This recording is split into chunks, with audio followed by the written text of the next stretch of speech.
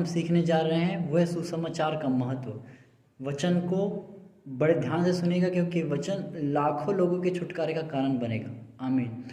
मेरे परमेश्वर में धन्यवाद दूँ आज के इस वचन के लिए जो आपने मुझे दिया है। मैं धन्यवाद देता हूँ कि आपने मेरी सुन ली है, बताने मेरी मदद आपने की है। मैं धन्यवाद हूँ जो लोग सुन रहे हैं उनके जीवन में, जो लोग सुनेंगे उनके जीवन में 100 गुना फलों को लेकर के आप आ रहे हैं। वचन सिखाता है फसल पक चुकी है लेकिन मजदूर थोड़े हैं। पिता इस वचन को सुनने के द्वारा आज हर एक जन आपका मजदूर बन जाए, वो बन गया है। मैं धन्यवाद देता हूँ यीशु मसीह के सामर्थ्य नाम मांगता हूँ, आमीन, हालेलुया।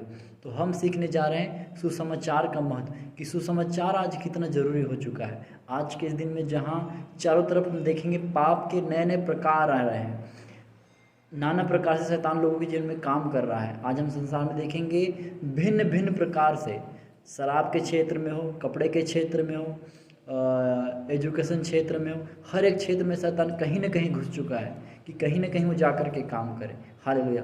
तो अंतिम आज्ञा में से एक आज्ञा यीशु मसीह की हमारे लिए ये थी कि जाओ जगत में सुसमाचार प्रचार करो, लोगों को चेला बनाओ। तो आज हम क्या कर रहे हैं? हर एक विश्वासी की सबसे पहली सेवा ये है, चाहे वो प्रभु को सिर्फ जानता है, वो कोई भी क्यों ना हो, सिर्फ प्रभु को जानना उसके लिए एक सेवा है कि उसको सुसमाचार सुनाना है। हालेलुया। तो आइए हम वचन से सीखते हैं कि कैसे हम सुसमाचार को सुना सकते हैं और सुसमाचार कैसे लोगों को बचाएगा। हालेलुया। इसके लिए हम देखेंगे रोमियो की किताब 10 अध्याय उसका 14 और 15 पद को मैं पढ़ूंगा। तो मैं 14 पद को पढ़ रहा हूँ। फिर जिस पर उन्होंने विश्वास नहीं किया वे उसका नाम कैसे ले, और जिसके विषय में सुना नहीं उस पर कैसे विश्वास करे, और प्रचारक बिना कैसे सुने। हमें यहाँ एक क्वेश्चन मार्क है, प्रचारक बिना कैसे सुने। मैं फिर से पढ़ता हूँ। फिर जिस पर उन्होंने विश्वास नहीं किया वे उसका नाम कैसे ले। हालेलुया। आज जिस दुनिया में हम रहते हैं, जिस गली में हम रहते हैं, जिस जगह में हम रहते हैं, अगर हमें डेली लाइफ के लिए किसी चीज़ की ज़रूरत होती है, इस टी शर्ट की मुझे ज़रूरत थी, इस बाइबल की मुझे ज़रूरत है, मुझे पेन की ज़रूरत है, मुझे मोबाइल की ज़रूरत है। अब हमारे आस पड़ोस में उसकी दुकान कोई है जिसमें सारी चीज़ें एक जगह मिल जाए, लेकिन मुझे उस दुकान के बारे में पता ही नहीं है, तो क्या मैं उस दुकान में जाऊँगा? क्या आपको जिस दुकान के बारे में पता ही नहीं है क्या आप उस दुकान में जाएंगे? अगर हम बीमार हैं, उस डॉक्टर के बारे में हमें पता ही नहीं है, तो क्या हम उस डॉक्टर के पास जाएंगे? हालेलुया। सोचना है हमें इस बारे में, क्या जिसके बारे में मुझे पता ही नहीं है क्या उसके पास में जाऊंगा? हालेलुया। ये बहुत सोचने का विषय है आज मेरे और आपके लिए। क्या हम उसके पास जाएंगे जिसके बारे में हमको पता ही नहीं है, जिस गली के बारे में, जिस एड्रेस के बारे में हमें पता ही नहीं है? हालेलुया।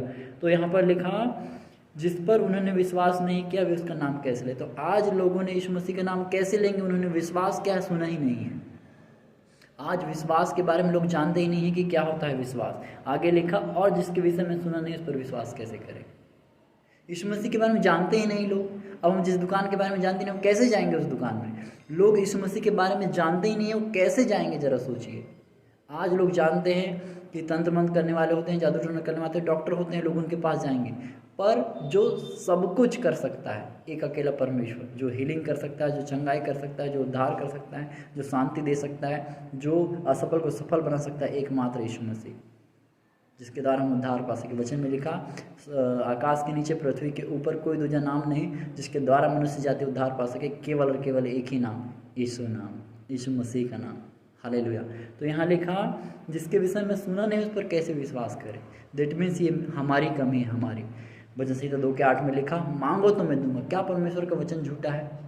उसने कहा मैं जाति जाति के लोग दूंगा, जहाँ तुम पैर रखोगे वो जगह तुम्हें दे दूंगा।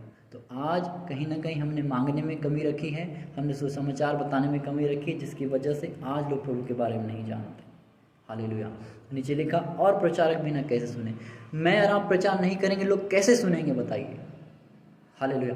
आज हम गांव में नहीं जाएंगे, यीशु मसीह के बारे में नहीं बताएंगे, लोगों को कैसे पता होगा कि हाँ कोई यीशु मसीह भी है, कि अगर हम बीमार हो, परेशानी में हो तो हम उसके पास भी जाकर दे सकते हैं। वो आएंगे, वो आजमाएंगे प्रभु को। वो जब तक कि नहीं आएंगे, जब तक उस सामत को ग्रेस में नहीं बैठेंगे, सुनेंगे, वो कभी भी हील नहीं होंगे। हालेलुया।